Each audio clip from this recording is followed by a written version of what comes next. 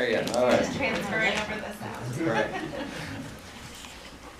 Well, thank you again for coming to join us this evening. I'm Werner. I'm the State Director for the League of Conservation Voters here in New Hampshire, and I also serve on the Concord City Council, chair our Energy Committee. And with me is Corkery, New Hampshire Chapter Director for the Sierra Club, and Panelists, who is with Revision Energy, Director of Market Development. Sorry. Got that right? Excellent. Good job. I remembered it. We wanted to have a discussion about the film. We wanted to spend a few minutes talking amongst ourselves here, asking them about their impressions of the film, talking about some of the market dynamics here in New Hampshire. And one of the thoughts that I had about watching this film is that we've seen examples of the clean energy revolution in 8 states. And if we were to make this movie again, what would it take for New Hampshire to be the 9th state in this movie? So we'll be talking about that, both in terms of state policy and what's needed in our view, and also what's going on here locally in Concord and other communities around the state.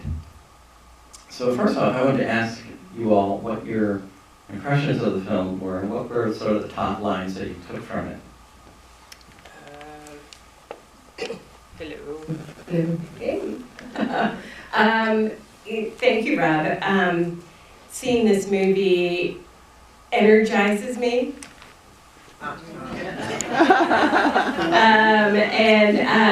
It gets me really excited to see all of these different creative ways communities are approaching the challenge of reinventing themselves. We saw Lancaster, California, that was a community that had, what did he say, 24% unemployment? That's tough. That's really tough. And the name of the business, Build Your Dreams. How awesome is that? Coming in and not only providing these jobs, but also providing for their community. The electric buses that their own community was using. And the storage that goes with it. I thought that was really exciting to see that their use of energy development was to help their community. I really like that. Good evening. Great to be with you. Thank you all for sticking around. And I think we'll keep this part fairly brief and open up for a Q&A soon. So I don't think you came to just listen to me talk. But to your question, Rob, initial impressions. Now I was thinking back, I think it was last year, we were sitting in the next theater down, did a little reflection on Al Gore's film, An Inconvenient Sequel. Some of you probably saw that. And I remember taking a deep breath after that and just being pretty depressed. And as we know, as we were reminded plenty of times in recent months, the climate crisis is a crisis. It is real. My wife is from South Africa. That is one of the countries in that whole region of the world that we don't think so much about, but in less developed countries, thousands of people become climate refugees every day. Over 1,000 lose their lives from climate change, and the list goes on and on. It's a very real and very depressing fact of life today. But I feel also very energized, very excited to see this film and see many different representations of what I'm also seeing here in New Hampshire. Not yet on the scale we need, and we'll talk a little bit about where we have to get, where we are today, and where we need to go.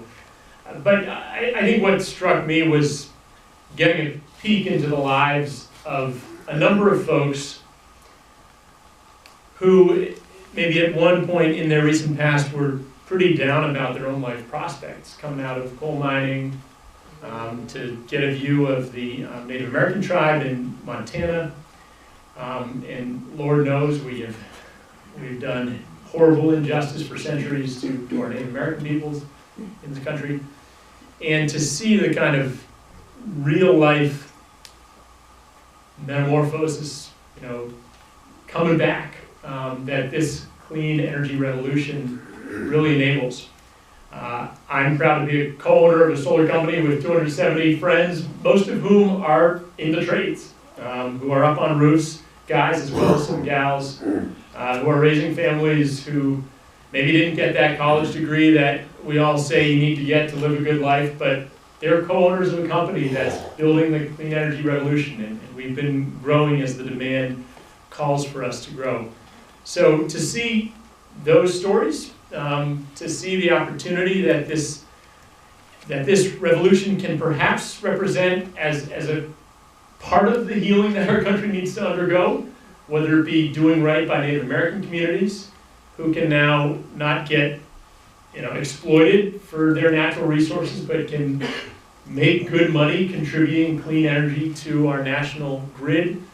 To see folks, from typically red states that have typically been skeptical about the climate science, or at least their leaders, getting a new opportunity in embracing this transition, that's just awfully hopeful to me. So I'm seeing that happening here. We need to see a whole lot more of it here for multiple reasons, but it was sure exciting to get that tour of how it's happening in other parts of the country. Thanks, Dan.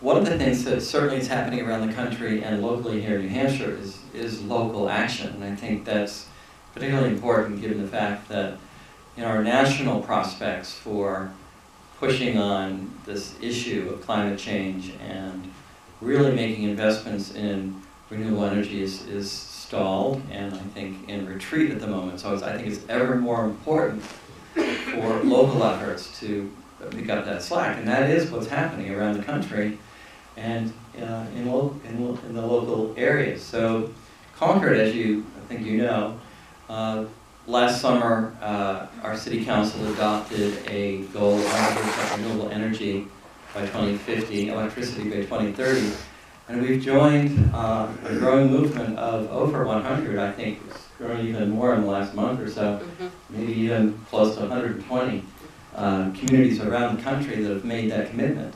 And so you make that commitment, but then you really have to make it real by pushing on particular projects. Here in Concord, we're going to be putting significant solar on our municipal properties. That's a first step. But there are many communities around the country that are doing really amazing things and creating economic opportunity for their residents and doing right by the environment and playing their part in combating this climate crisis as well. So one of the things that I wanted to talk about, and we can talk about this more as a group, is yes, we are making good progress here in New Hampshire on the local level, but there's a lot of constraint in terms of really what could happen potentially.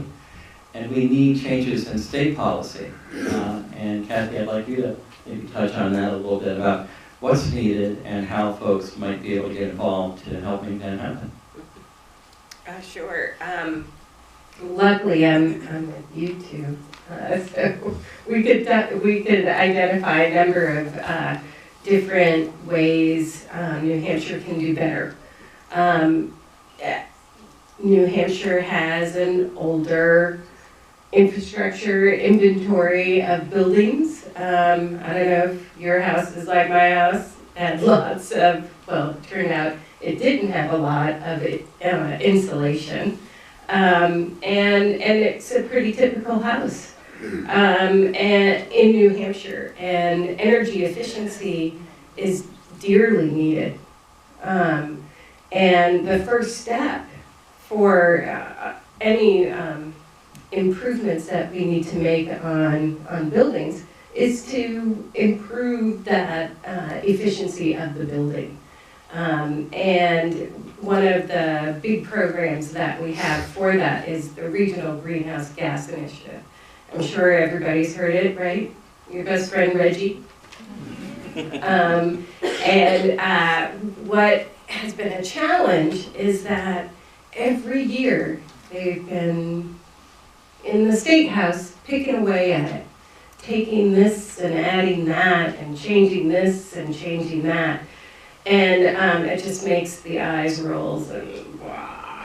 But this year, we have a real opportunity to improve the REGI program so that, one, all of the energy, all of the monies that come from REGI are actually spent on energy efficiency. Right now, that isn't so. So there's a system of rebates that goes to some people, not all of us, probably in this room, but there's a bill to eliminate that and to take, to close that loophole.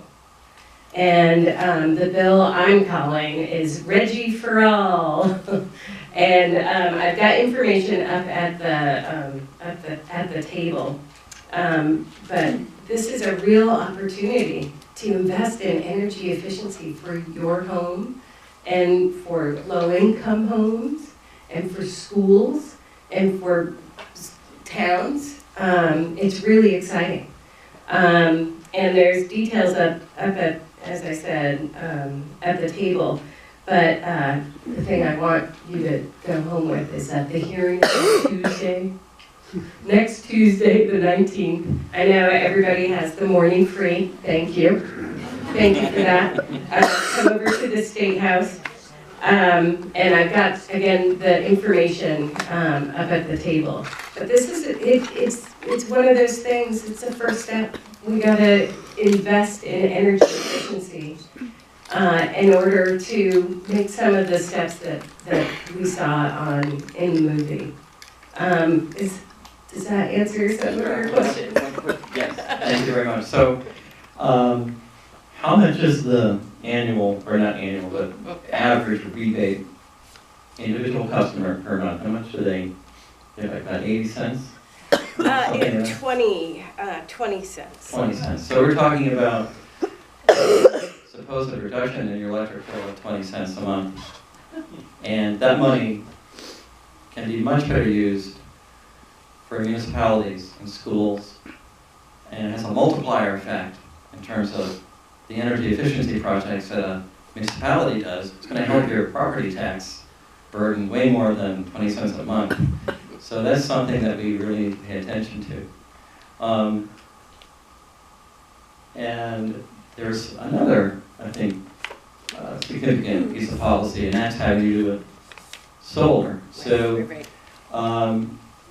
as I mentioned, City of Concord, in about the next 3 weeks or so, we're going to be putting out a request for a proposal to solar companies to put solar on our landfill, wastewater treatment plant, and likely the water treatment plant in Paddock, probably about 2.5 megawatts between those three properties.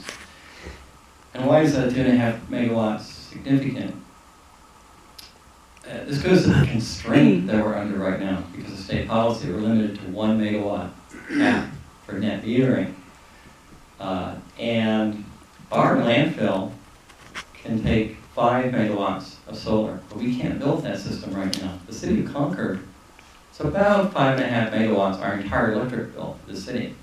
So it's a real constraint right now that we can't do all that we could do for our community and for our residents, which is why we need to have state policy change. But in the meantime, we are going to get on the road to building that solar and then add to it later when we can. I can jump in on that bill, HB 365, going through the House and the Senate version as well, would raise that cap from 1 megawatt to 5 megawatts at a given site. 5 megawatts is about 20 acres worth of solar. And that's one of a number of bills that would really get New Hampshire forward. I thought it would give just a bit of the big picture in terms of where we are today in New Hampshire. And I'm sorry to say it's not a great picture. So today, about half of 1% of our electricity comes from solar, and wind is about the same. The bulk of our power comes from nuclear, natural gas, and still coal. Not to mention on the thermal side, heating from propane and oil, and of course, transportation from oil. So when we look at our total energy mix in New Hampshire, about 85% of our power is non-renewable. Biomass. And biomass is an important renewable portion. Biomass and hydro get us most of the way to that 15%, and then solar and wind less than 1%. So that's where we are today. The good news is that good work done out of Stanford University and the Solutions Project has mapped a pathway, a realistic pathway for all 50 states to get from where they are today, which is again typically 80-85% non-renewable, mostly fossil fuels, to 100% renewable by 2050. And in New Hampshire, it would take all of 2.4% of our landmass, actually 0.19% of our direct landmass to site solar and wind, and then when you count all the spacing areas, access roads, etc., 2.4% of New Hampshire's landmass to generate 100% of our power with renewables, primarily solar and wind, with an important component continuing to be biomass and hydro. That's what it would take in New Hampshire. In the process, we would add estimated 16,000 permanent jobs, and we would lower the price of energy, even when you count the significant capital cost of converting our economy from primarily non-renewable to 100% renewable. That 0.5% today, where we are with solar, compares to our neighbors down in Mass. They're at close to 10%. Vermont is at 12% of their energy coming from solar. These are states with the same land mass and the same climate as New Hampshire. And the only delta, the only reason why we are so far behind is bad policy. So one of the bills, HB 365, would get us a long way there. Part of my work every day is working with the largest cities and a lot of towns in New Hampshire that want to make this transition, and helping them figure out the siting and the economics. And every time we install a project, and we've done over 8,000 so far, the client, whether it's a home or a city or a business, a nonprofit, is saving money from the get-go. And that's for the simple reason that we're blessed that our fuel source is free. In a single hour on planet Earth, enough sunlight hits the surface of the Earth to meet human needs for a year. 1 hour equals 1 year worth of energy if we were to harness it all. We'll never harness it all. We don't need to harness it all. But that is the richness of the solar resource. It is up to us in our individual lives, I'd argue. We get our power from the sun on my roof, and then I convert that to my Chevy Bolt to drive on sunlight. And we heat with sunlight as well and cool through air source heat pumps. The technology is here where you don't just have to be a good green-minded person, but a person with a sunny roof or lawn and who cares about their pocketbook to actually be a leader in this transition. There are many steps, of course, for a town or a city or a larger organization to make this transition, but it's happening all around us, and it's exciting that Concord will probably be next.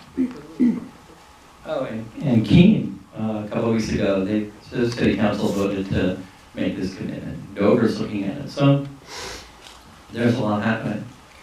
I'd like to open it up to questions and comments, but I first want to recognize the students from Concord High School that have joined us here today, and they're doing tremendous work. They really have a great commitment to this cause and certainly our future. So let's open it up. Can I just say